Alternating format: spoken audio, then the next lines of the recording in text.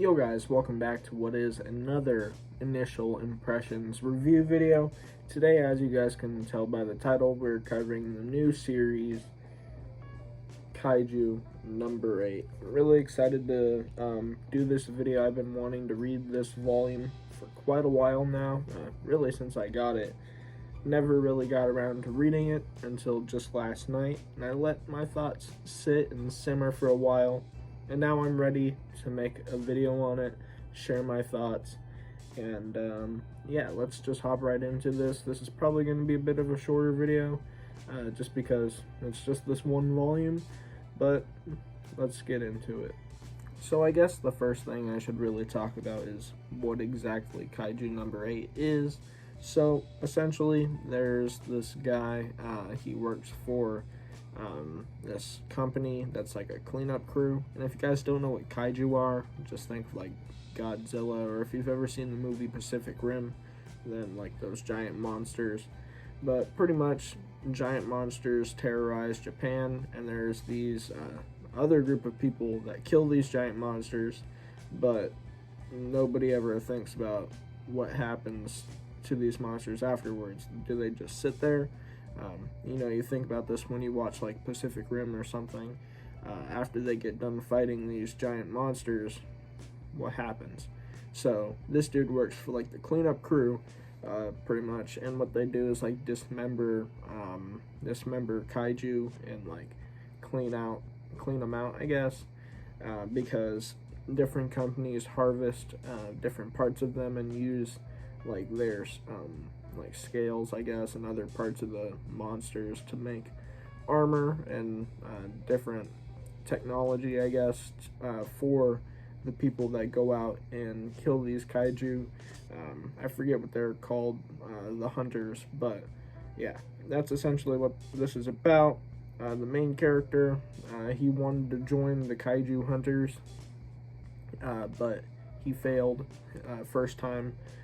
But he has like this rival who's like a childhood friend or his sister or something like that, and she becomes like this great kaiju hunter, but he, as like an older adult, is stuck with this job, and now they're barring the age at which you can join the kaiju. So he's like 32 or something like that, and the age limit is 33, I think, and so he's gonna give it one last shot and see if he can make it in, because you have to go through like these exams and stuff.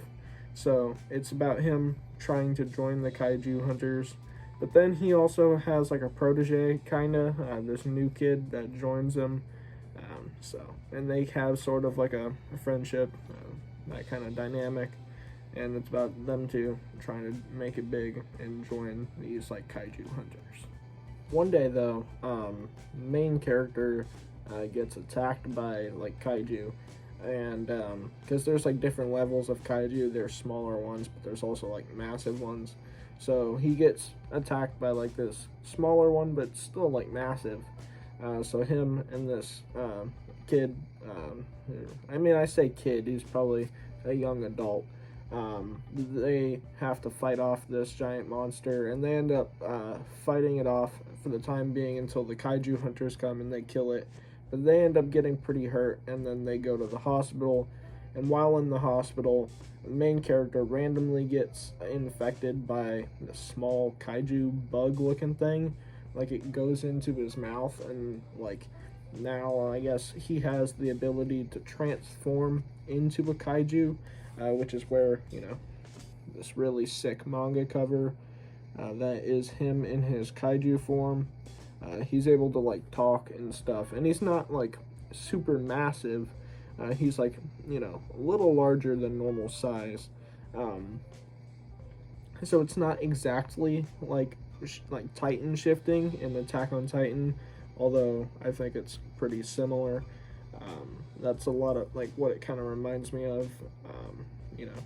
That whole part of the story reminds me of Attack on Titan. But yeah, pretty cool.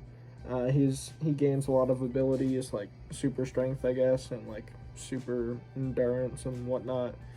And yeah, after gaining this new ability, he's kind of freaked out because he looks in the mirror and is like that's me. And then so he tells the other kid, and they're like looking at each other and they're freaking out. But and like some other random person sees them and like calls the kaiju hunters, and so now they're on the run, and the main character has to try and control and like the kaiju, not let it out. He has to like make sure that he keeps that under wraps, or else they're gonna kill him.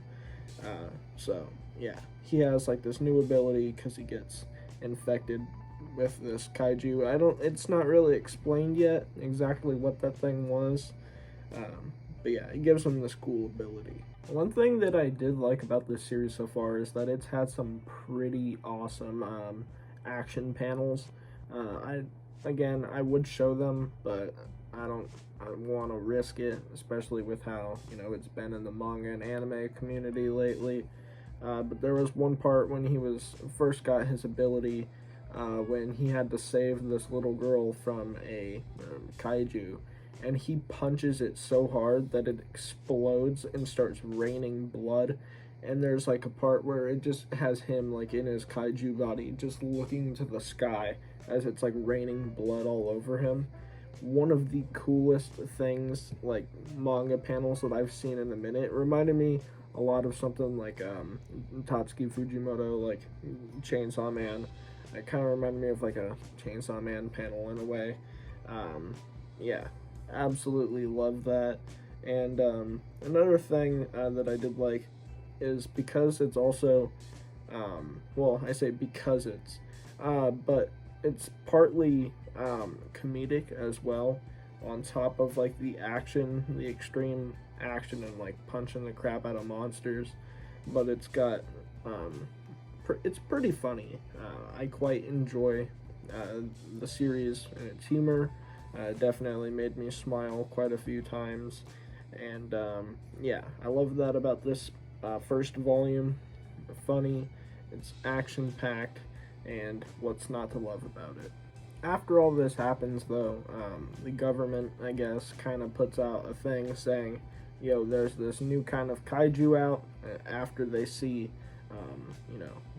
after there was witnesses of the main character, whose name is Kafka, I believe.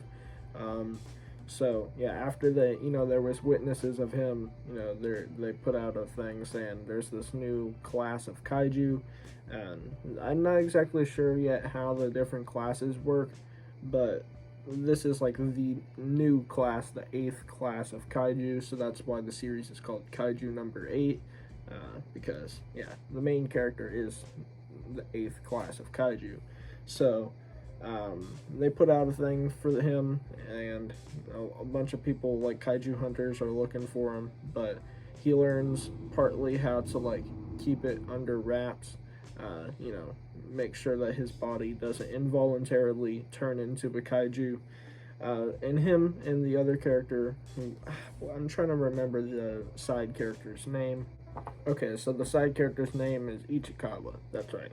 I remember that now. I looked at the character profile.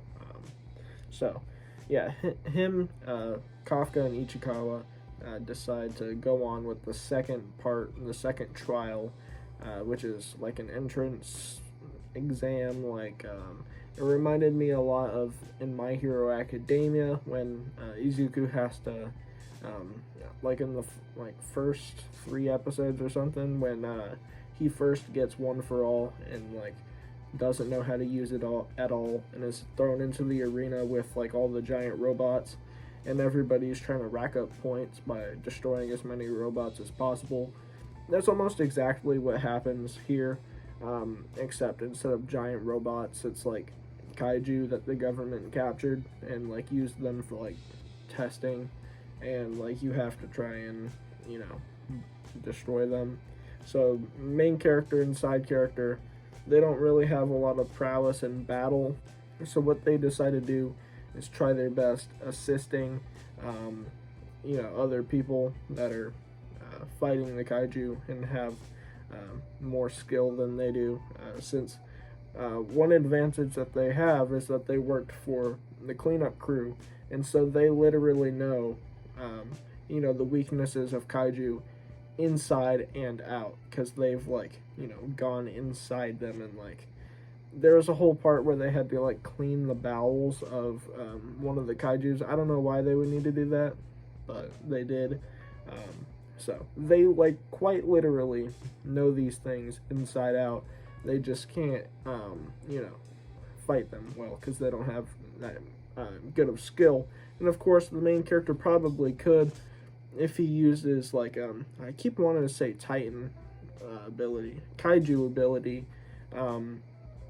but he obviously can't, yeah, because he'll die, because everybody else will kill him.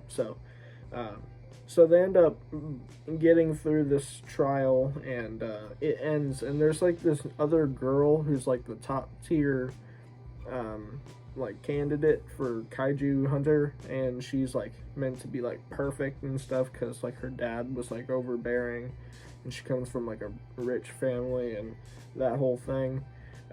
And so she, you know, wipes out almost all of them single-handedly. And then some random weird kaiju person, like, similar to the main character in a way, I guess, starts resurrecting all these dead kaiju. And not only resurrecting them, but making them way stronger than they were before. And it catches everybody by surprise, because the test was over. So everybody is, like, off their guard now, because all of the kaiju were dead. But now they're all coming back to life. And, this girl is about to die, and then at the end of the volume, the main character, Kafka, steps in, and I guess is going to have to fight Kaiju, but he just exposed his ability to basically everybody. This part also kind of reminded me of Chainsaw Man in a way, about how, you know, there's, like, these other people, apparently, that have a similar ability. Kind of reminded me of, like, you know how in Chainsaw Man, Denji has the Chainsaw Devil, and he's able to turn into, like, the Chainsaw Man, but there's also, like, the Bomb Devil chick, I forget her name, like, is it Rize?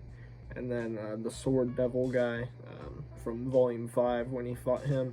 There's those type of people, and it looks to me like the series is going to do something pretty similar. It might just be that one person, that one villain, who knows. Overall, though, I will say that I really enjoyed this first volume, and I think I'm going to continue to pick it up. One downside is that the second volume doesn't come out until April, I believe, so it's going to be a while. I might end up having to reread this volume, or even revisit my own video when the time comes to read the second volume.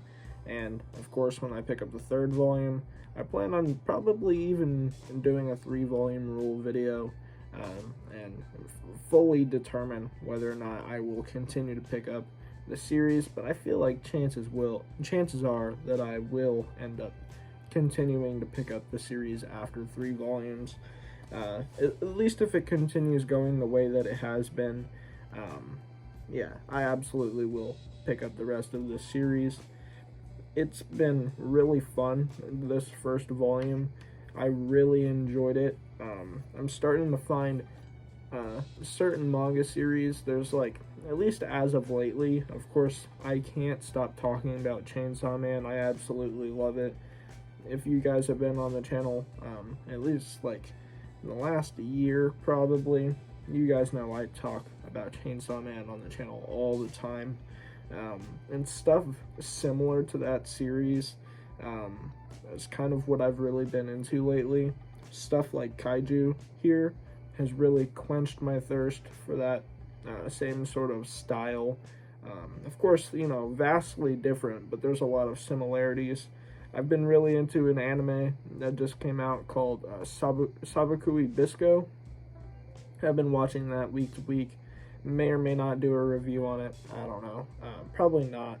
But I've been really enjoying that sort of almost post-apocalyptic, you know, just really bizarre plots. I've been really wanting to get into, like, Dorohedoro and Die Dark, something along those lines, and, you know, just that in that sort of genre, you know. I've been really into that stuff lately, and, yeah. Kaiju number 8 definitely did it for me. Really enjoyed it. Yeah, I just can't wait for the next volume to come out, because, yeah, I loved it. Another thing, I do think that Kaiju number 8 has a lot of potential to be a massive series. It's definitely very shonen-y. It's got a lot of, tropes and situations that we've seen before in popular shonen manga, like before. Similarities to like Chainsaw Man, and I even compared it to something like My Hero Academia. Very similar in a lot of aspects, which is why, I believe that this could be, possibly the next big thing. I know when this volume first got its physical release, there was a lot of hype around it from the people who had been reading it digitally, and I can see why, honestly. And yeah, I think this series has potential to be the next big thing. Yeah, guys, that's gonna about do it for today's video. I hope you guys did enjoy. Let me know down in the comments if you have read Kaiju number 8. Again, don't spoil stuff if you're reading, digitally. But if you've read this first volume, as much as I have, then, let me know what you guys think down in the comments. I'm interested to see, and compare it to other things as well, like I have. I'm just interested to see what you guys think. But yeah, thanks for watching. If you did enjoy, please be sure to leave a like and subscribe. I would greatly appreciate it. And yeah, I'll catch you guys in the next one. Peace.